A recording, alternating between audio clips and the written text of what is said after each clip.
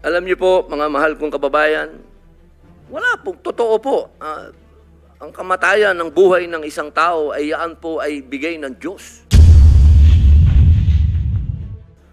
Yaan po ay kayamanan, yaan po ay regalo sa atin ng Diyos.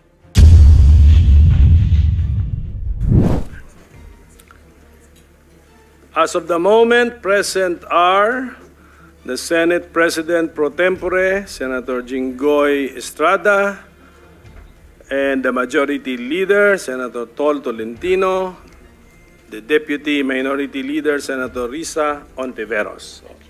As of the moment. And online, I forgot, online is Senator Cynthia Villar. And we show on the screen also the video feed of Senator Cynthia Villar. So the chairman will now deliver his opening statement. Magandang umaga po sa inyong lahat. Welcome to the first hearing of the subcommittee of the Blue Ribbon Committee, which was given the responsibility of investigating the Philippine War on Illegal Drugs.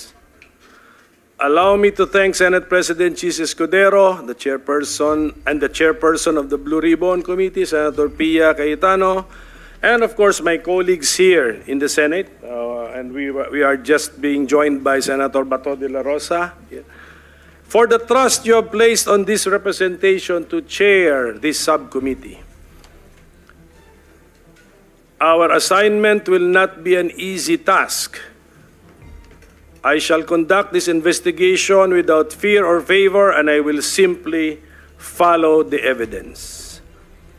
As the chairman of this subcommittee, I have construed our instruction to investigate the Philippine War on Illegal Drugs to begin with the Duterte administration, which was the first administration to use the term war on drugs to signify its prioritization of the enforcement of our anti-illegal drugs laws, all the way to the present time. Under our Senate rules, the Blue Ribbon Committee has jurisdiction over matters relating to investigation of malfeasance, misfeasance, and nonfeasance in office by officers and employees of the government. Malfeasance is intentional conduct that is wrongful or unlawful. Nonfeasance is failure to act where there was a duty to act. Misfeasance is conduct that is lawful but harms another person due to carelessness or an accident. Therefore, with the permission of my colleagues, I want to start our investigation by examining first the Duterte administration's enforcement of our anti-illegal drugs laws. How effective was the Duterte administration's war on drugs? Did it follow the law and rules? Was it compliant with the letter of the Constitution as well as with the values and principles contained in our Constitution? I am thankful to the House of Representatives Quadcom because I believe they have saved us a lot of time with the allegations which have been made before them, many of which we can take notice of for being of public knowledge, a la judicial notice. We can take notice of the grievances of people. Our hearings will be an opportunity for those who have been accused of malfeasance, misfeasance, or nonfeasance, or even just put in a bad light to respond to the allegations should they wish to do so. These hearings will also give the senators a chance to find out more about how the Philippines conducts its drug wars, which is a matter of great public interest. Let us remember what the Constitution tells us. Public officers and employees must at all times be accountable to the people. Serve them with utmost responsibility, integrity, loyalty, and efficiency. Act with patriotism and justice, and lead modest lives. The state shall maintain honesty and integrity in the public service and take positive and effective measures against graft and corruption. According to a case by the Supreme Court, it bears to emphasize that public office is a public trust. Thus, public officers are exhorted to, at all times, serve the public with transparent accountability. So, let us all keep an open mind.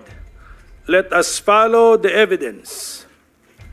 With thousands of deaths caused by the Duterte administration's war on drugs, we have caused one death too many. Sobrang dami naman ata niyan para sabihin lamang na nanlaban lahat. We don't even have the death penalty on our statute books.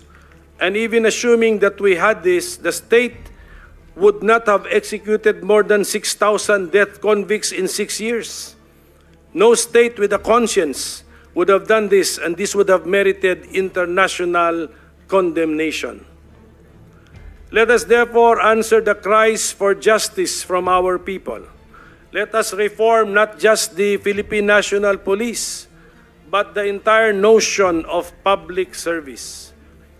Ang sabi, public office is a public trust. Ano bang ibig sabihin nito? We know that something is terribly wrong somewhere. Together, let us find out what and where. Let us be objective as we analyze our problems. And let us, as much as possible, be scientific or systematic as we determine our solutions and our way out of this difficult situation we find ourselves in. So I say again, let us follow the evidence so we can uncover the truth. We want to know the truth, not only because it can set us free, but also so we can strengthen the rule of law and then heal our land. So we ask for the people's prayers. May the Almighty and all-knowing God guide us in this endeavor. When Senator Joel Villanueva arrives, the chairman is designating him as the vice chairman for this particular hearing.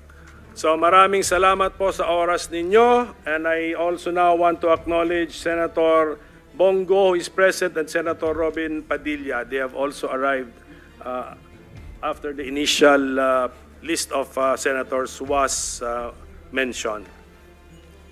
Okay, can I suspend for a few minutes to allow the arrival of former President Rodrigo Roa Duterte?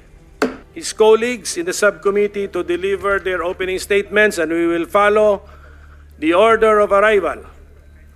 Should they wish to, okay. Senator Bongo? Okay, he will wait. Senator Cinta Villar, do you wish, ma'am, to deliver an opening statement? Find out. Okay.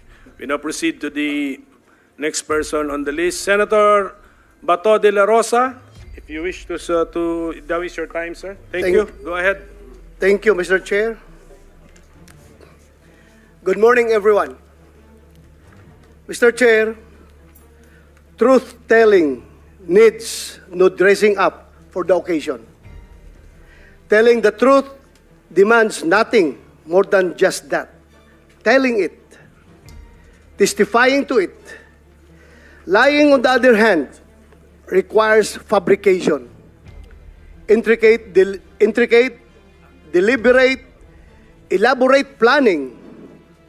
One lie is tied to a system, an entire web of other lies, in order for the story, the fabric, to hold together. Nitong nakaraang mga araw, Mr. Chair, ako'y tinanong kung ano raw ang mga ginagawa kong preparasyon para sa pagdinig natin ngayong araw na ito. Ang sagot ko po ay wala. Sapagkat ang pagsasabi ng totoo ay hindi humihingi ng anumang espesyal na paghahanda. Ang katotohanan, bali-baligtarin man, simula sa dulo o sa gitna, ay masasabi ng malaya sa kalooban. Sasabihin naman ng iba, ganun naman pala, bakit hindi ka nalang umattend doon sa hearing ng House? My position on this too has remained the same. I do not wish to be the first to break our tradition of interparliamentary courtesy. If our counterparts in the lower house do not exercise interparliamentary courtesy, this humble representation does. But most importantly, I do not wish to be a guest of their gag show. Mr. President, kung ako ay makasarili lamang, kung ako ay swapang na tao,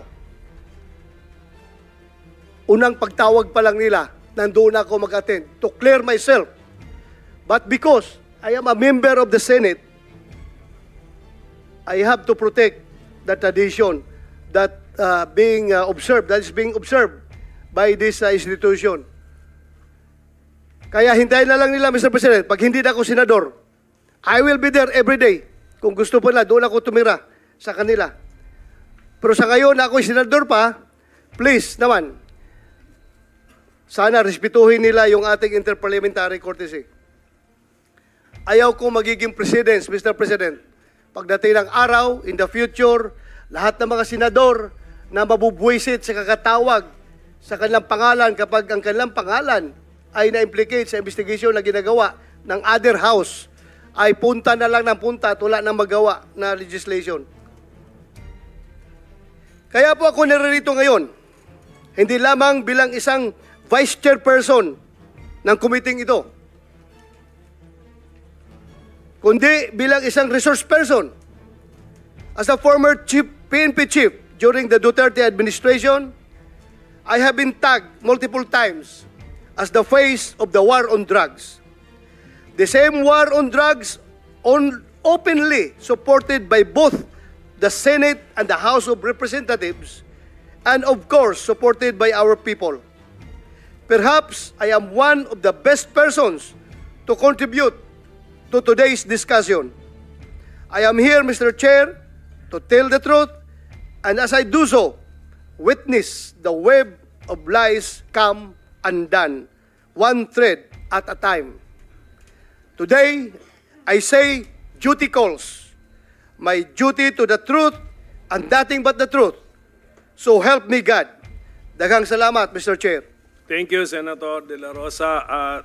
The chairman apologizes for forgetting our tradition here in the Senate that the Senate officers, when they are present, they are given priority in line, Mr. President, ladies and gentlemen. So, let me now recognize our Senate President Pro Tempore, Senator Estrada, if he cares to deliver his opening statement. Thank you, Mr. Chair. Good morning, Mr. Chair, my esteemed colleagues, and to all our resource persons, particularly former President Rodrigo Roa Duterte. First and foremost, I would like to commend this subcommittee for its immediate action to discuss this pressing issue that has shaped our nation's landscape, the Philippine War on Illegal Drugs.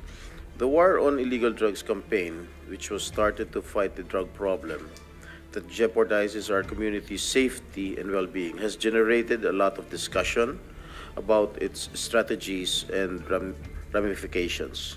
Hindi mapagkakaila na ang inisyatibong ito ay nagpalawak ng kamalayan ng publiko hinggil sa malaking problema sa illegal na droga at sa mga panganib na dulot nito na nagbunsod ng mas mataas na pag-iingat sa ating mga komunidad. Habang kinikilala natin ito at ang pangangailangan na tugunan ang mga krimeng may kaugnayan sa illegal na droga, mahalaga rin na isaalang-alang ang mga karapatang pantao at dignidad ng lahat ng individual na apektado. Let's approach this issue with an open mind and a commitment to identifying a policy that genuinely benefits the Filipino people. Maraming salamat po, Mr. Chair. Thank you, Senator Estrada. Next would be our Majority Leader, Senator Tol Tolentino. Thank you, Mr. Chairman. Mr. Chairman, before I proceed with my opening statement, just a point of parliamentary inquiry, are we now using, because I used to be the chairman of the Blue Ribbon Committee, and we amended the rules last year, August 17, 2023 to be exact. Are we now adopting the amended rules of the Blue Ribbon, Mr. Chairman? To answer the question of the Majority Leader, we are of course operating under the new rules of the Blue Ribbon, Mr. President. Thank you, Mr. Chairman. The reason why I asked the question is that because our jurisdiction is embodied in the new set of rules, the purpose of which is to define the limits of our power and how and for what purpose that power is to be used. Having said that, Mr. Chairman, I thank you for adopting the said rules. Gusto ko lamang pong idiin sa mga nakikinig po ngayon, lalong-lalo na po sa mga abogadong naririto, that you should have in your possession, or you must have probably read the rules that I have just mentioned. Otherwise, siguro yung mga kliyente nyo, hindi dapat kayo bayaran ngayon kung hindi nyo nabasa yung rules. No offense to the members of the bar present here, Mr. President. Mr. President, I have been studying meticulously long lines of cases, and it would appear that the morass here, Mr. President, of this Senate hearings motivation is probably understandable.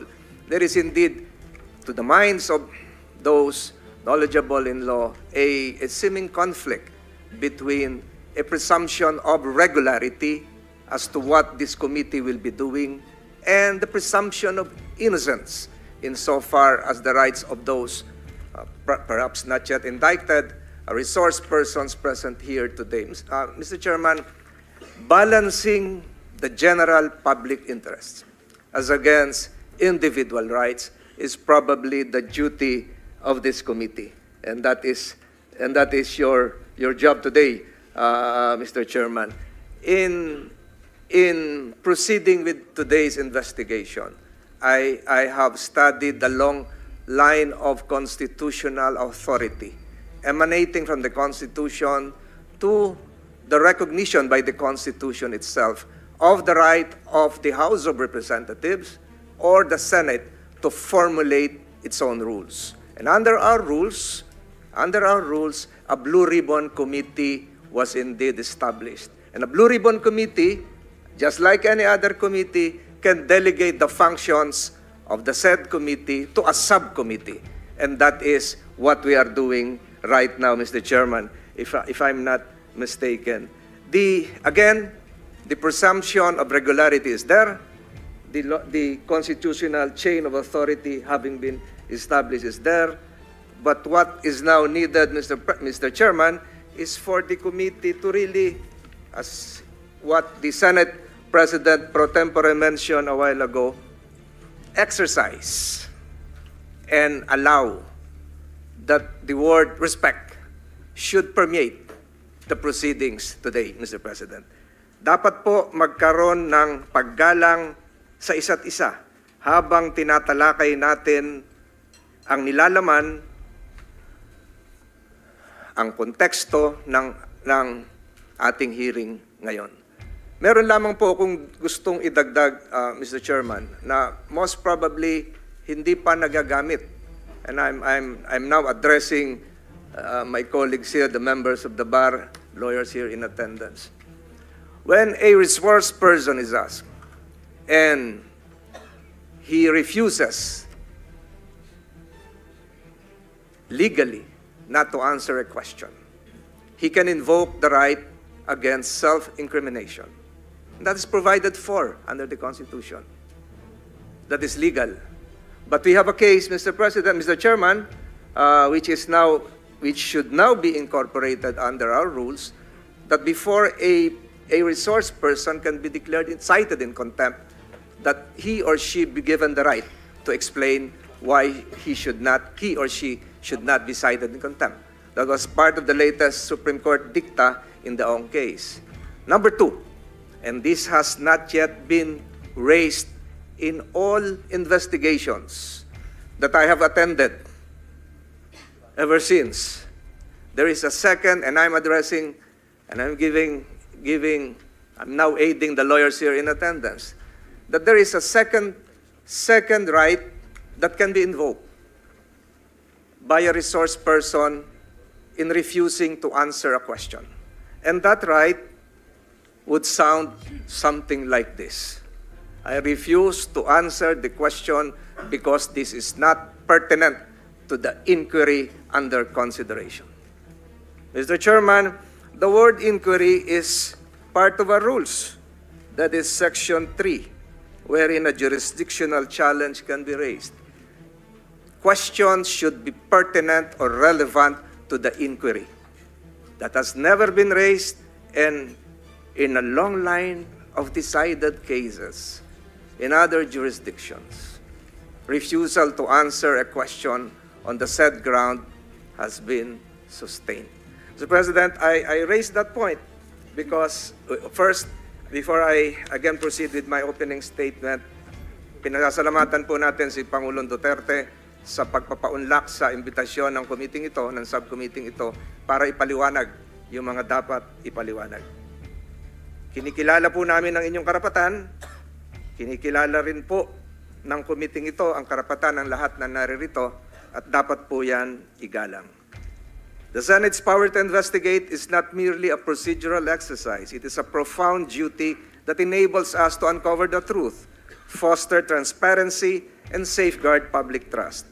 Yet, in our pursuit of the truth, we are guided by the unyielding principles of the Bill of Rights, a cornerstone of our democracy that protects the freedoms and dignity of every Filipino. Yun po yung sinabi ko kanina. Mahirap yung trabaho ng chairman dito ng committee ito to balance public interest as against individual rights. The Bill of Rights ensures that even as we seek accountability, no individual rights to due process, protection from self-incrimination, nor presumption of innocence is compromised. These rights are not obstacles to the truth, but essential safeguards that uphold justice and strengthen our commitment to the rule of law. As we carry our investigative duties today, which is a broad information gathering given possible future legislative measures, let us reaffirm that truth can only be pursued within the framework of respect for these fundamental freedoms. By doing so, we not only fulfill our mandate, but honor the democratic principles that protect our people. Maraming salamat po, Senator Pimentel. Maraming salamat sa Blue Ribbon Committee. Thank you, Majority Leader, for the words of wisdom. We now go back to the list. Senator Risa Ontiveros, if she wishes to give her opening statement. Yes, salamat kaayo, Mr. Chair. Magandang umaga po. Nagpapasalamat ako sa ating chair dahil una nating maririnig ang kwento ng mga biktima at naulila ng war on drugs. Their stories deserve to be heard and should spur us to action. Mga kababayan, dati, walang kagatol-gatol na nangako si President Rodrigo Duterte na papatayin niya ang kapwa niya Pilipino. Mga ama, ina, anak, magkakapamilya at magkakapitbahay, mga journalist, mga kritiko, alang-alang sa baluktot na pagkakaintindi niya sa kaayusan at kapayapaan. Yan ang isa sa mga pangako niyang sana hindi na lang niya tinupad. Maraming nagsasabi, nagbibiro lang daw si tatay. Pero sa ngayon, hindi tayo nandito para magtalo pa kung anong ibig niyang sabihin sa libo-libong beses na sinabi ni President Duterte na papatayin niya tayong mga Pilipino. Today, we will take him at his word. Ngayong umaga, iimbestigahan natin ang madugong war on drugs at ang mga batas at polisiya na nagpahintulot dito. Malaking bagay po ang partisipasyon ni dating Pangulong Duterte bilang chief architect ng giyerang ito.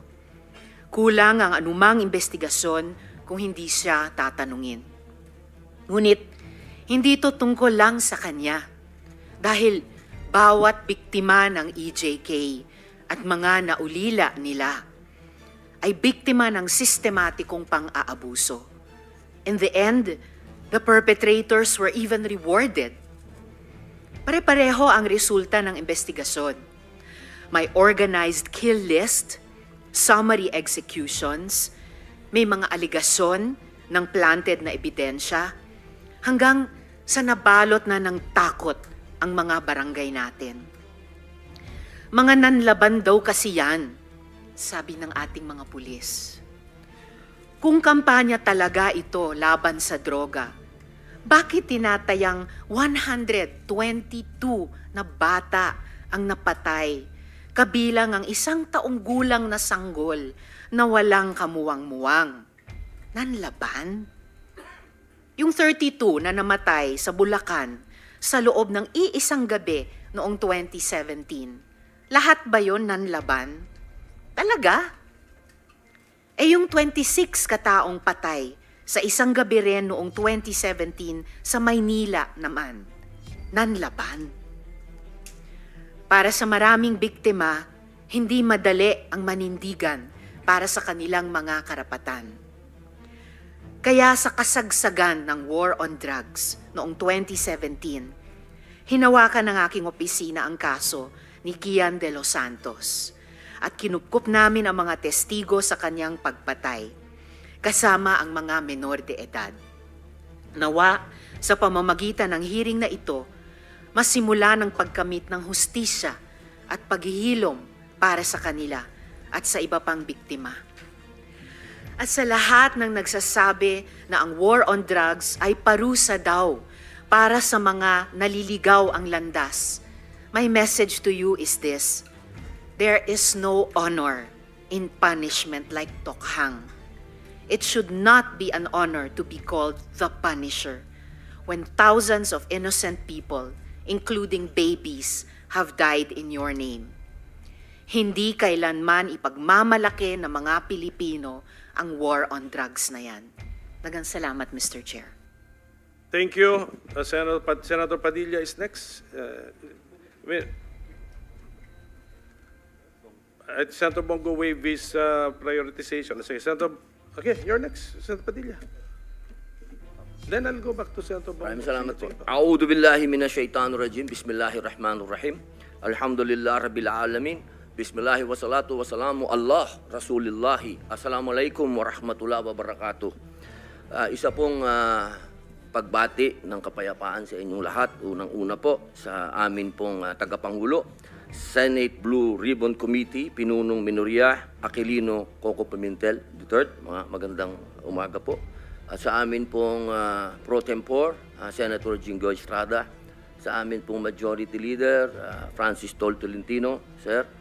At sa amin pong Deputy Minority Floor Leader, Senator Risa Hontiveros. At siyempre po sa amin pong pinakamatigas na senador, Senator Bato de la Rosa. At sa amin pong malasakit King, Senator Go. At sa lahat po ng mga bisita. At siyempre po sa Iron Man, ang hinahangaan po naming pinakamagaling na Pangulo ng Pilipinas, PRRD, Digong, Mayor. Isang magandang umaga po sa inyong lahat. Ako po ay nakikinig sa mga opening statement ng aking mga kasama. Sila po ay mga batikan na senador, mga abogado, mga kilala na po na nagbibigay ng point of view sa legal na usapin. Ang akin pong pahayag ay naratibo ng isang convicted criminal. Ako po ay convicted. Ako po ay nakulong. Ako po ay nabuhay kasama ang mga kriminal sa Bilibid. At kilala ko po ang underworld. Siguro po, maaring sa ibang bagay, mas maraming nalalaman ang aking mga kasamang senador, pero pag pinag-usapan po natin ang mga kriminal dito sa bayan natin, ako po ang magsasabi sa inyo, napakadami na pong kriminal sa atin na walang puso, ang mga halang ang kaluluwa. Napag-usapan po natin ang mga biktima ng sinasabing war on drugs, pero hindi po natin napag-usapan ng mga biktima ng mga durugista. Kung paano pinapatay ang kanilang mga anak, pinapatay ang kanilang mga asawa, pinapatay ang kanilang kapitbahay. Kung paano sinira ng droga ang mga buhay ng mga pamilya ng OFW. Kung paano po sa loob mismo ng Bilibid, kung saan po ako nakulong ng 3 taon at ginawa ko pang pelikula ito. Ang pangalan po ng pelikula, maaari niyo pong panoorin, Hari ng Selda. Dito po ay binunyag ko na sa loob mismo ng Bilibid ay nagluluto ng shabu. 1998 po yun. Kung bibilangin po natin yung taon na yun, hanggang sa dumating ang Iron Man, ilang taon po yun. Ganun po kahaba ang mga panahon na namayani at talagang naghahari ang mga drug pusher sa Bilibid. Alam niyo po, mga mahal kong kababayan, wala po, totoo po. Ang kamatayan ng buhay ng isang tao ay yaan po ay bigay ng Diyos. Yaan po ay kayamanan, yaan po ay regalo sa atin ng Diyos. Pero, mga mahal kong kababayan, ang ating pong bayan ay nasa bingit ng napakalaking kapahamakan. Kung hindi po tatitindig ang ating kapulisan, kung hindi po tatayo ang ating mga law enforcement, tayo po ay tatalunin ng mga sindikatong nag-ahari na nagluluto na ng mga droga kung saan-saan. Mga mahal kong kababayan, ang datos po ang magsasabi na nung sa panahon ni Pangulong Rodrigo Roa Duterte, masasabi ko na po na natakot ang mga kriminal. Wala pa po siyang ginagawa. Doon lang sa commercial niya na last Christmas yun na to, natakot na ho ang napakaraming kriminal. Natakot na ho ang napakaraming durugista, napakaraming pusher ang nag-surrender. Wala pong nangyayari. Sa salita lang po yun. Mga mahal kong kababayan, kung sisisi natin lahat ang mga namatay dito sa administrasyon ni Rodrigo Roa Duterte, abay nagkakamali po tayo. Alamin po natin kung ano ang drug underworld, kung ano ang mga drug syndicates. Ako na po ang nagsasabi sa inyo, regular na po ito tuwing magpapalit ang administrasyon, naglilinis ang mga sindikato. Magkakaroon talaga ng maraming mamamatay dahil naglilinis. Para pagpasok ng bagong administrasyon, yung kanilang mga alagang, mga kriminal, mga alagang, mga pusher, mga tapos na. Sana po, sa usapin na ito, maging realistic po tayo, mga mahal kong kababayan. Kung kailan ba natin na ibalik sa mga kababayan natin ang kalsada.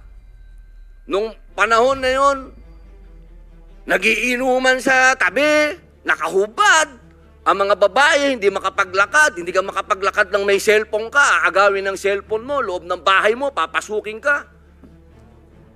Mga kababayan naman, huwag naman nating haluan ng politika ito. May mga bagay dito sa mundo na kailangan maging realidad tayo. Buong mundo, problema ang droga. Kung walang tatayo para lumaban dito, paano na ang kinabukasan ng mga anak natin? Paano na ang kinabukasan ng bayan natin? Kaya sana po ang inihiling ko sa lahat dito sa pagdinig na ito, iwasan ng politika at tingnan po natin kung saan talaga tayo tutungo ang bayan natin. Mga kababayan, lubog na po tayo sa utang, lubog pa tayo sa tubig, pati ba naman sa ganito, lubog pa rin tayo. Yun lamang po, maraming salamat po.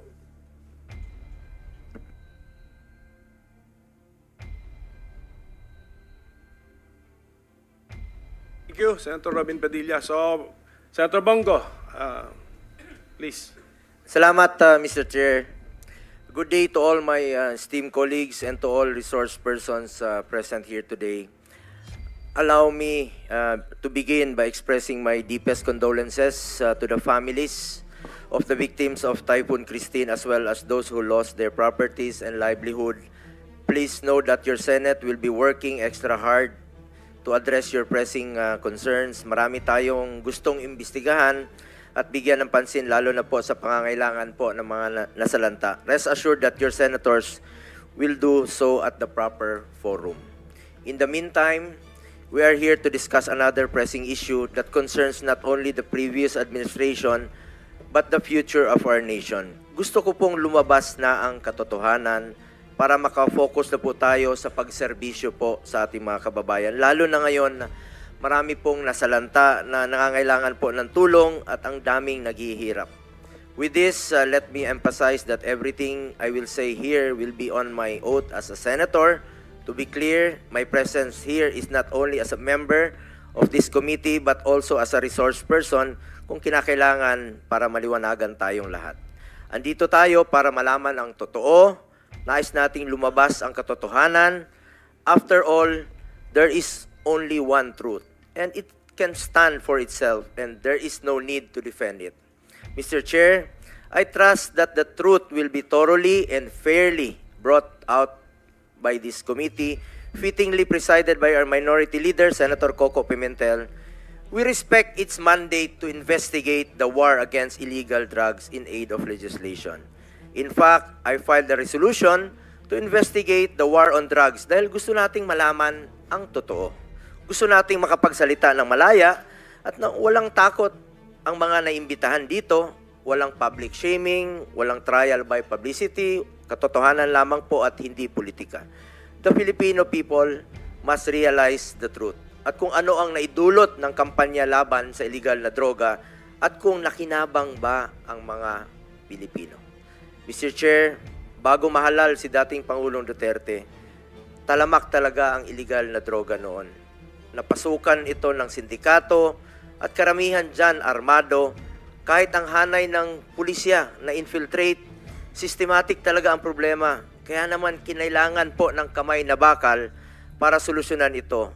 Kaya nga nanalo si dating Pangulong Duterte dahil sa kanyang campaign promise to get rid of illegal drugs, criminality, and corruption na mga salot po ng lipunan. Mr. Chair, ang sambayan ng Pilipino na po ang humusga. Kung nakakapaglakad ba sila sa gabi na walang takot sa daan, pati po yung mga OFWs natin sa abroad, nagkakaroon ba sila ng peace of mind dahil ligtas ang mga mahal nila sa buhay na nakakauwi po sa gabi na hindi nasasaktan at hindi nababastos. Nung panahon ng panunungkulan ni dating Pangulong Rodrigo Duterte, 55% o halos 6 sa bawat 10 barangay sa buong bansa ang naging drug-free. Resulta po ito ng pagkumpiska sa lampas 76 billion na halaga ng droga na pakalat-kalat noon sa ating mga lansangan. Base rin po sa datos, 79% o halos 8 sa bawat 10 Pilipino ang sumusuporta sa kampanya laban sa illegal na droga. Sa unang 5 taon naman ni Pangulong Duterte sa pwesto, mahigit 70% ang ibinaba ng crime rate sa buong bansa. Bukang bibig po yan ng ating mga kababayan kung gaano sila kapanatag, lumabas sa lansangan, kahit sa 10 oras ng gabi dahil alam nilang ligtas sila at ang kanilang mga anak. Ako mismo, meron po ako nakakasalubong sa mga 7-Eleven, nagpapasalamat na ligtas na raw po ang kanilang mga anak. Kaya naman po nananatiling mataas ang approval at trust ratings ni Pangulong Duterte mula simula hanggang pagtatapos ng kanyang termino. Ito ang patunay na kinikilala ng sambayanan ang mga positibong pagbabagong dala ng kanyang pamamalakad.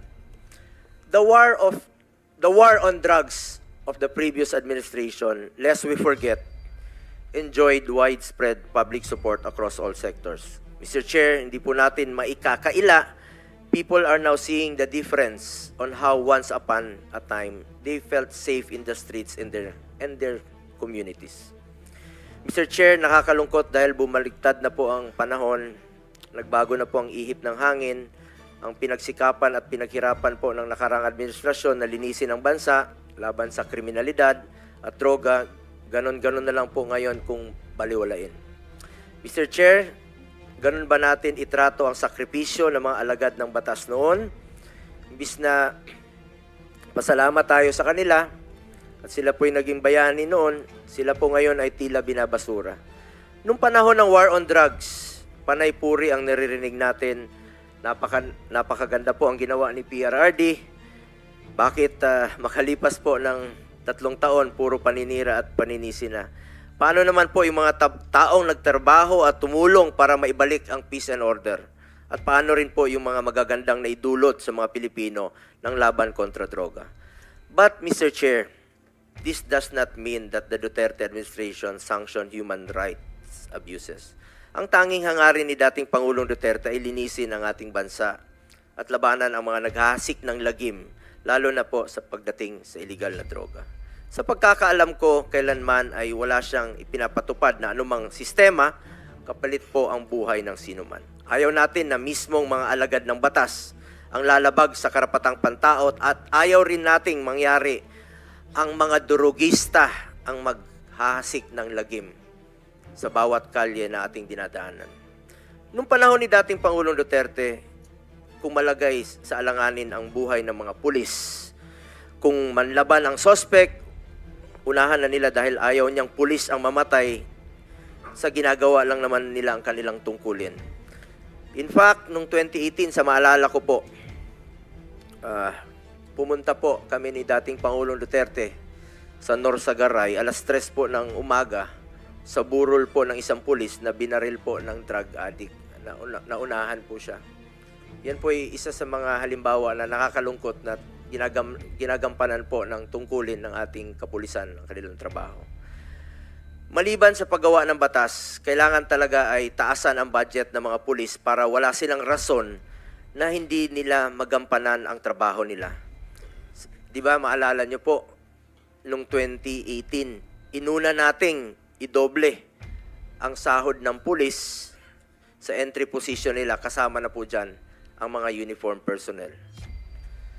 Estudyante pa po ako, 1980s, 90s, takot na takot po ako sa pulis. Checkpoint, walang ilaw, maraming hulidap, laglag bala, extortion. Pero nung panahon ni Pangulong Duterte, naibalik po ang respeto sa mga pulis. Kaya full support po tayo sa mga uniform personnel at lalong-lalo na po sa mga nagtatrabaho para sa bayan. Dagdag pa dyan, dapat bigyan natin sila ng sufficient operational support, legal support in line of duty. In fact, I filed Senate Bill 422 to provide free legal assistance for uniform personnel who on any charge related to the performance of their official duty. Sakaling mang may arestuhin sila, meron silang operational funds o panggastos, kailangan talaga nilang suporta. Kulang talaga ang kanilang pondo. Paano naman sila makakagalaw kung abonado pa sila? Kaya po nandito tayo in aid of legislation to craft laws and check if kailangan ng additional budget para magampanan nila ang tama ang kanilang tungkulin. Let me reiterate, my fellow legislators, I was once quoted in relation to PRRD's anger towards these ninja cops, no? Dahil full support nga po siya sa mga pulis, tapos meron pang mga ninja cops. Nag-imbestiga tayo dito mismo sa Senado. Natanong ako tungkol dito at sinabi ko, oo, galit talaga siya sa mga ninja cops. At dahil dito, tinakot niya talaga para ma-intimidate sila, para matakot po sila. Iba po ang pananakot para ma-intimidate at iba naman po ang usapan, ang reward. Ang alam ko, walang reward system na ipinapatupad si former President Duterte laban sa sinumang sibilyan, mapa-drug lord man o karaniwang tao na sangkot sa illegal na droga. Walang basihan ang mga paratang na binitawan sa mga pagdinig na di umano'y reward system kapalit ang buhay noong panahon ng war on drugs ng Duterte administration. At habang nasa usapin tayo ng pera, taliwas po sa sinasabi ng iba, ni minsan po, hindi po ako authorized, hindi ako humahawak ng pera. Sinasagot ko lang po ito dahil sa mga pagdinig, no, na nababanggit po ang ating pangalan. Never po ako nag-handle ng budget of finance matters, kahit nung mayor pa po si Pangulong Duterte. Taliwas din po sa sinasabi ng iba. And in fact, maraming nadadamay. Si Muking, who is not employed in the Senate, was a personnel in the office of the President noon. At tulad ko, scheduling, administrative work, mga clerical work, I'm sure lahat kayo nagpapa-appointment po sa amin through Muking. Noong unang panahon, sobrang busy po yon. Marami pong opisyal na lumalapit sa amin at even during the time of the pandemic, no, nangailangan ng tulong at hindi po namin tinatanggihan yan sa abot ng aming makakaya, ay pinapansin po namin lahat ng hinaing. Nais ko ring klaruhin ang naging trabaho o role ko po sa administrasyon ni dating Pangulong Duterte. I was appointed and faithfully served as Special Assistant to the President or SAP from 2016 to 2018 as per Section 2 of Executive Order 2016-01 as SAP. I exercise mere oversight functions of 3 independent and cross-functional offices of which are OSAP, Office of the Appointment Secretary, and Presidential Management Staff. As stated in the Executive Order creating OSAP, our functions were limited to scheduling, appointments, and presidential engagements. Our mandate did not include sensitive matters like police operations. Walang kinalaman po ang aking opisina o sinumang staff nito noon sa operasyon at organisasyon sa government security sector, mapamilitary o kapulisan. Whether directly or indirectly, we had no participation in these operations. In 2018, I left the executive branch when I resigned in order to run for and eventually be elected as senator in 2019 as a legislator and chairman of the Committee on Health during the time of COVID-19 pandemic. I supported and coordinated closely with the executive branch to be able to formulate policies and legislation that would improve our response to the pandemic. We passed Republic Act 11469 or the Bayanihan to Heal as one law, Republic Act 11494 or the Bayanihan to Recover as one law, and Republic Act 11712 or the Public Health Emergency Benefits and Allowances for Healthcare Workers Act, among others. Beyond my mandate as a senator, nangako po ako kay Pangulong Duterte na hindi ko po siya iwanan at lalay pa rin po ako sa kanya sa pangangailangan niya po in my own personal capacity. Kaya naman po, sinasamahan ko siya at kadalasan po ay sa personal ko po itong kapasidad at lalong-lalo na po sa kanyang mga pangailangan medikal, lalo na po na tumatanda na siya, kakaedad na po si Pangulong Duterte at pangako ko sa kanya noon at hanggang ngayon ay hindi ko po siya pababayaan. I am one of the most accommodating persons. Alam niyo po yan, bukas po ang aking opisina kahit alas 12 ng gabi, pwede kayong tumawag sa akin. Karamihan po sa inyo, maging mga kasamahan natin sa lower house, ako po ang nakasanayang tawagan kung may gusto po silang iparating kay Pangulong Duterte, kahit senador na po ako. Invitation sa birthday, at lahat ng mga reklamo, pinapakinggan ko po yan. Siyempre, hindi ko naman alam ang lahat ng sagot sa mga reklamo. Kahit si former President Duterte, hindi niya rin po lahat alam sa lahat sa dami po ng kanyang ginagawa. Kaya naman kung may mga gustong magpa-verify ng mga information, maraming reklamo, scammers, manloloko, extortionists, we refer it to CIDG, NBI. Doon tayo tumatawag para malaman ang information. Ito siguro ang tinutukoy ng mga ilang opisyal, no? Including Police Colonel Leonardo, na sisikapin nating sisiyatin, no? Dahil sa amin talaga lumalapit at humihingi ng tulong. Kahit nung nasa Office of the President pa ako, kapag may concerns or reports that are confidential in nature, pinapasa ko po yan sa kinauukulang ahensya. All reports na directed kay President Duterte, siya lang po ang pwedeng magbasa, classified information, or documents ang tawag dyan. Ngayon, nandito po tayo para malaman kung may naging pang-aabuso ba sa hanay ng kapulisan at nagamit ba ito sa pansariling interest. With this information, we can then craft the necessary legislation to better serve our countrymen. As chairman of the Committee on Health and Demography and vice chairperson of the Committee on Public Order and Dangerous Drugs, we want to find ways to improve our continuing fight against illegal drugs through the creation of meaningful policies. As we know, the drug menace is also a health issue. Drug dependents should be treated as victims in dire need of medical, psychological, and spiritual help, with a chance of being successfully reintegrated into society as healthy and productive citizens. Para itong sakit sa lipunan na ayaw nating kumalat. Kagaya ng kahit anumang sakit, Importante po dito ang prevention at early detection.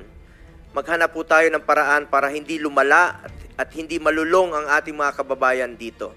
Tulungan natin gumaling at magbagong buhay ang mga nalulong sa droga. The past administration had shown equal concern for the rehabilitation and reintegration of drug dependents by directing executive branch of the government to support the establishment of drug abuse treatment and rehabilitation centers. Meron pong mga rehabilitation centers na ipinatayo, umpisa pa lang po ng administrasyon ni dating Pangulong Duterte. Kasama na po dyan ang sa Bukidnon, malaking tulong po si Senator Mig Zubiri dyan, Nueva Ecija, and Las Piñas. Kaya lang po, sa kalagitnaan, hindi na po nagamit itong mga rehabilitation centers sa Nueva Ecija. Kalahati lang po ang na-occupy. Ang war on drugs ay dapat whole of government, whole of nation approach, kaya may rehabilitation at reintegration. In fact, former President Duterte issued Executive Order Number 4 creating an interagency task force for the establishment and support of drug abuse treatment and rehabilitation centers. We saw the biggest voluntary surrender of more than 1 million drug users and personalities, which is a feat that has never been seen in the country's history. Ang dami pong sumurrender nun kay then GPNP. 1.6 million po ang sumurrender. First 6 months po ito. Kulang na kulang nga po yung mga lugar, no, kung saan sila magsusurrender. Nagkulang po ang mga preso dahil sa dami po ng nagsurrender. Nagsurrender po sila dahil sa paniniwala nila na seryoso po ang war against drugs ni Pangulong Duterte. Bilang mambabatas, trabaho natin na suriin ang mga pulisiya laban sa droga noon at ngayon at makagawa ng mga bagong batas na kinakailangan upang maisulong ang drug abuse prevention, mapagtibay ang law enforcement, masagip ang mga nabibiktima upang magbagong buhay at mapalakas ang rehabilitation efforts. Bigyan po natin sila ng pagkakataon na magbagong buhay po. For my part, as early as 2019, I already filed a bill, Senate Bill 428, which would establish drug abuse treatment and rehabilitation centers in every province. I also filed Senate Bill 2115 to have vocational and livelihood programs for rehabilitated drug dependents. Bilang chairman po ng Committee on Health, Sports, and Youth, naniniwala po ko na isang health concern po na maaring matugunan sa pamamagitan ng maayos na rehabilitation at maging sa pag-promote sa sports. Hanggang ngayon po, sa kakaikot ko po sa buong Pilipinas, isa rin po ako sa author at co-sponsor ng National Academy of Sports. Iniinganyo ko talaga mga kabataan to get into sports, stay away from drugs, to keep us healthy and fit. This approach is also in line with the thrust of this administration that attention must be also directed towards the rehabilitation and recovery of victims. Apart from the accessibility of facilities, ito po'y napaka-importante. Sana po'y magtulungan tayo dito. We also have to look into the process to be admitted to these centers. Currently, a commitment order from the court is required to be admitted to rehab centers. Marami pong mga drug user ang gustong magpa-rehab, pero napakahaba po ng proseso. Kaya kadalasan, naisip nila na wag na lang magpa-rehab. Ang resulta, try to heal on their own. Walang intervention, bahala na. Kailangan nating ayusin ito dahil time is of the essence sa mga gustong magbagong buhay. We also have to look into mandatory counseling for victims and empower DSWD to help victims of this societal ill. As chairman of the Senate Committee on Youth, I also suggest crafting laws that would include in the school curriculum the knowledge and information necessary to prevent vices such as illegal drugs. We, as legislators, must work together to prevent abuse of power and protect and respect and uphold human rights. I have consistently worked to increase the budget for the operations of the Philippine National Police and the Armed Forces of the Philippines. Our efforts must be geared towards fulfilling their mandate in accordance with the law. Gamitin natin po ang investigasyong ito at hearing na ito upang siguraduhin walang pang-abusong mangyayari tungo sa ating isang hangarin na labanan po ang droga. I urge both houses of Congress, magtulungan po tayo dito. Kilala niyo po ako. I am committed to developing accessible rehabilitation centers for individuals facing drug addiction, and I am more so dedicated to ensuring the protection of and respect for human rights. Again, I am one with this committee in finding out the truth in the hopes that we could craft meaningful legislation for our beloved citizens. Thank you, Mr. Chairman. Thank you, Senator Bongo. The Senator Cynthia Villar said that she will no longer deliver an opening statement. So I gave her time to you, actually, Senator BG. So. Okay, so ladies and gentlemen, there are 8 senators present, 7 physically, 1 virtually. So we have overwhelming quorum to proceed with our hearing. And my dear colleagues, I gave you some simple ground rules beforehand. So I hope we can comply with the simple ground rules that your chairman is requesting all of us to observe. So at this point, at this point, we will ask the committee secretary now to acknowledge and make of record the resource persons and/or witnesses present this morning, and afterwards to immediately administer the oath to all of them. Committee secretary, please. Thank you, Mr. Chairman. The following resource persons or witnesses are present. Former President of the Republic of the Philippines, Rodrigo Roa Duterte. Former Senator Leila de Lima. Former Chairman of Dangerous Drugs Board, Catalino Cui.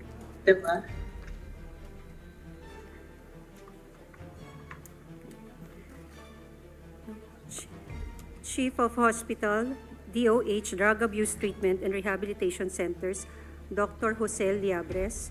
From DSWD, Kevin Bumagat. Chairperson of Commission on Human Rights, Attorney Richard Palpal Latok. Retired General Romeo Karamat Jr., Inspector General of Internal Affairs Service, Attorney Brigido de Jesus Dulay. Lieutenant Colonel Jovi Espinido. From Davao City Police Office, Colonel Lito Patay. From PNP Drug Enforcement Group, Colonel Hector Grijaldo. Also present is Major Emil Garcia.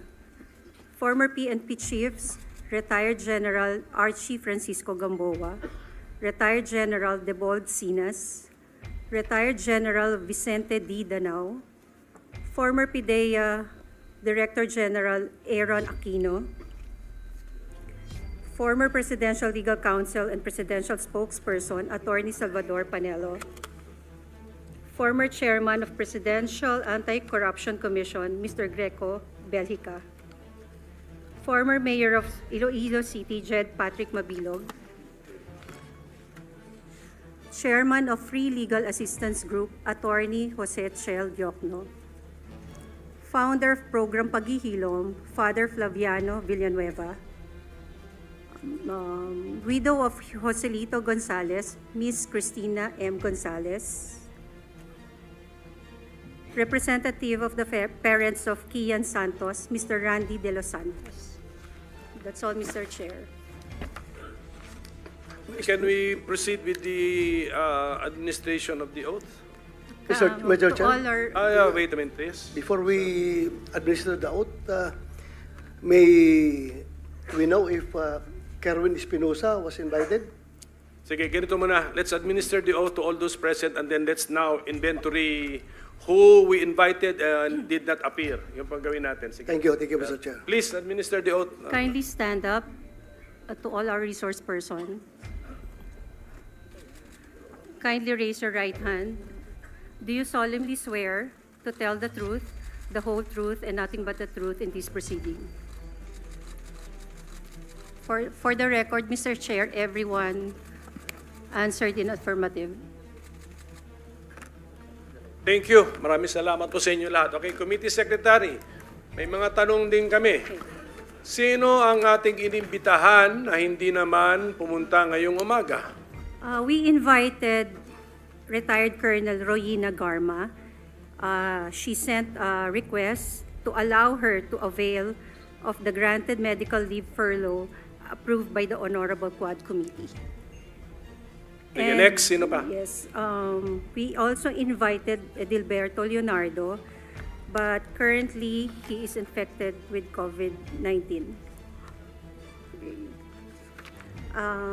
We also invited Gerardo Padilla, but we did not get any reply.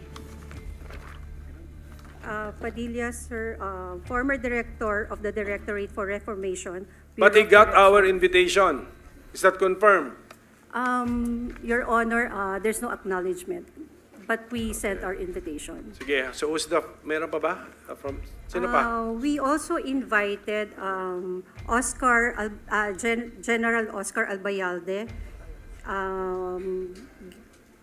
former PNP Chief Guillermo Eleazar, and also General Leonardo Carlos. Kerwin Espinosa, sorry, Your Honor, we sent our letter, but no reply. So with that, Mr. Chair, may I put on record that next hearing, these people should be required to attend. Yes. Hindi pa yata tapos. Go ahead. Sino We pa? also invited retired General La Peña and retired General Wilkins Villanueva. They promised to attend the next hearing, sir. Are you sure you're comprehensive in your list? Yes, sir. Sino pa? Yan na. Not yet, sir. Ayan, not We yet. also Okay, go ahead. invited Mr. Guban. However, he just received the letter today and he is under the custody of House of Representatives. And then we also invited Mr. Kerwin Espinosa. Yes, but we cannot locate his address yet, so we will seek the help of PNP also. And that's it, sir. Are you sure that's it? Sir, we also invited Ermina Espino, but we cannot locate her address. Wait, Mr. Chair, may I know Yes. the reason why Mr. Guban is not around? He just received the letter today. He just received the letter today. Yes, Your Honor. We sent the letter to Quadcom of House of Representatives. Mr. Chair, may I ask the COMSEC, how can you not locate Espinosa when he attended the hearing in the Quad Commission, Quad Committee? Your Honor, we asked the Quadcom Committee Secretary for his address, but he did not reply. Who did not reply? The Quadcom Committee Secretary. Mr. Chair, Yes, Senator Bato, yes. Ano? Yeah, I would rather that next hearing, we have to require their presence, Mr. Chair, because I can only surmise with their absence that they don't want their statements that they have given before the House of Representatives to be debunked before this body, Mr. Chair. Ayaw nilang lumabas ang katotohanan kapag ayaw nilang pumunta dito. So that's it. That's my only observation, Mr. Chair. Mr. Chair, Yes, I Senator just would like Estrada. to amend the motion of Senator Bato that we issue a subpoena ducis tecum against all those who were invited but did not attend in today's hearing. A correction daw. Ma'am Espino is here? Yes, sir. Emina, so okay. So, I'm sorry. Subpoena ad Basta- testificandum. Yes, okay, ganito. I'm sorry. Okay, ganito gawin natin, okay? It has been manifested that Mr. Guban is under the custody of the House. Yes, Your Honor. Oh, they should have allowed him to attend. He has been requested by Senator Bato kasi to be There is no to be reply. here. So the two others under the custody of the House are sick. Isa with COVID-19, yung isa undergoing a previously scheduled important medical procedure or examination. So we understand, we are reasonable people. Doon lang ako nagtaka kay Mr. Jerry Guban, bakit hindi siya pwede if he's under the custody of the House. How come the House did not allow us to have him here before us, my colleagues? So anyway, at any rate, the remedy of this committee, as suggested by my colleagues, is the issuance of a subpoena to all Subpoena of... ad Yes. testificandum. I stand corrected, Mr. Chair. Yes. Siguro, and we appeal to the House that for those people that they know the address is off, I mean, share the address. Share the address of these people. And then, of course, the committee will also exert utmost efforts to find these people and get their addresses. So, ganun na muna. In the meantime, my dear colleagues, ganun, we issue a subpoena to all those in the original list of invitees We will na comply, hindi Your Honor. pumunta ngayon, o even those with excuse letters, subpoena ang susunod na issue. Okay? We will comply, Your Honor. Mr. Chair, may I know what would be the next move that this body is going to take if after we have given them, issued them a subpoena, still, they will not be allowed by the House, since the House is having custody over their living body. If they will not be allowed to attend before this hearing, what will we do? I will coordinate with the House chairpersons. Actually, I talked to Chairman Ace Barbers, and nabanggit din naman niya sa akin yung medical request of Colonel Garma. Kaya I had an idea na may conflict sa schedule. But si Jerry Guban, I'm surprised bakit hindi nila mapadala rito. So, but we will coordinate. Siguro doon na muna. Okay, Thank basta ang understanding natin dito, a subpoena will be issued to those who did not, who were invited, or even those who we failed to notify. Subpoena na tayo diretso para sa next hearing, hindi sayang ang panahon natin. Sino pa dumating? Yes, Ermina is here. Nasabi ko. She needs to take Can we ask a committee secretary, kasi late dumating po si Ma'am, ano sir, complete name? Ermina Espino. Ma'am Ermina Espino, please, mag-o-taking po tayo. Si committee secretary, go ahead.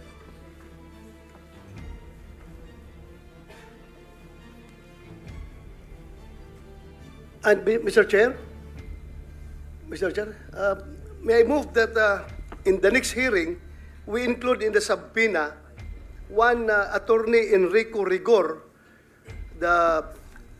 from the anti-illegal drugs group of Camp Crami. Please, committee secretary. Pero in fairness to Mr. Rigor, no, he was not invited for today's hearing. Pero diretso na tayo sa subpoena. And also, Mr. Chair, another one to be invited is Sino pa? Sige po. Pwede na submit in writing. Pwede naman submit in writing kasi especially kasi new names po yan sila. Okay? I forget, I remember the name. Rooney Dayan. Rooney Dayan, the former driver of Senator De Lima, Mr. Chair. Okay. We'll invite. I don't know kung nakakulong, basta we have to We will ask find out the questions. personal circumstances, the present personal circumstances of Mr. Dayan. Sige, can we Yes, know? thank you, Mr. Before that, since this hearing will entail a lot of time, siguro pwede na i-coordinate ng ating committee na pakuha na ito si Guban dun sa House of Representatives kung pwede. Suggestion of our Senate President Pro Tempore, let's exert effort to coordinate with the House. Basta dito pa morningan, so ang hearing natin, we have to observe some kind of a discipline, make good use of our time. Try to suspend our hearing by 3 or 4 p.m. this afternoon. Mr. Chair. Madam Chair, Can we finish with this Espino? Baka malimutan pa natin. Let's administer Espino. the oath to this one person late arrival. Ms. Ermina Espino, kindly raise your right hand. Do you solemnly swear to tell the truth and nothing but the truth in this proceeding? Senator Risa Ontiveros. Yes, Mr. Chair. Pwede rin po bang maimbita sa next hearing ang DOJ Secretary Remulla at yung current chief ng PNP IAS? And Chief of PNP IAS, Attorney Dodo Dulay is here. And he's here. And ready siya. I Salamat, think he's Mr. ready. Chair. He also took his oath. Salamat, Chief. And then si Secretary Remulla na lamang po. Yeah, Secretary Remulla Salamat will kayo, be Mr. sent an Chair. invitation letter. Majority Leader. Thank you, Mr. Chairman. A while ago, you answered in the affirmative that we are now adopting the new rules. Perhaps, Mr. Chairman, to expedite the proceedings, when we invite witnesses or resource persons, we should likewise ask for their sworn statements in advance. Yes, we did. But some were not able to comply. So depende na yung mamaya if given our liberality, we will allow them to give us the gist of what they know. Okay, so, tapos na. Preliminary matters, tapos na po. So, given the nature of our committee, no, this is a subcommittee of the Blue Ribbon. So, the chair decides to hear first families or persons who claim to have been victims of this Philippine war on illegal drugs. Mr. Chairman. Okay, victim families. Yes, Mr. Chairman, would it be more prudent if, since we have the former president here, to give him the chance to have an opening statement? Yes, he will. Once he's recognized, the former president can give his opening statement. But can we hear first? The nature of our subcommittee, ladies and gentlemen, this is a broom. Ano tawag mo doon? Blue ribbon. So this is about malfeasance, misfeasance, non-feasance. Ano muna natin, let's introduce into our records first. What are the complaints, grievances, or observations or criticisms on the Philippine war on illegal drugs? Yun muna. And then we will now ask the former president as the president who declared the war on drugs to now to deliver his statement and his testimony, Mr. President. That's the idea, given the nature of our committee. That's it. So, but I forgot to acknowledge, of course, Senator Mark Villar is here and our Vice Chairman, designated ka na po, Senator Joel Villanueva, for this particular hearing only. Yes. Yeah, Mr. Chair, Mr. Chair. if I may. Tama, sige.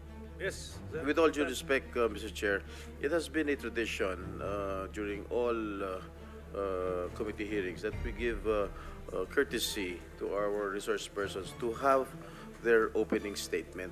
So, Mr. President, Mr. Chair, I move that we give our resource persons their opportunity to give their opening statements if they have any, Mr. Chair. And Mr. Chair, Yes, go ahead. Go ahead, Senator if we Bato. add to the motion of Senator Jinggoy, if it is a motion, if you look at the former president, he's already sleepy, Mr. President, Mr. Chairman. So baka mamaya makatulog dito. Please, kung pwede, unahin natin siya. With all due respect, alam natin matanda na siya and inaantok. Baka mamaya makatulog, Mr. Chair. Baka pwedeng unahin natin siya. Thank you, Mr. Chair. For humanitarian consideration, Mr. Chair, yun lang sa akin. Okay, so there's an appeal. So can I suspend so that we can come up with a consensus?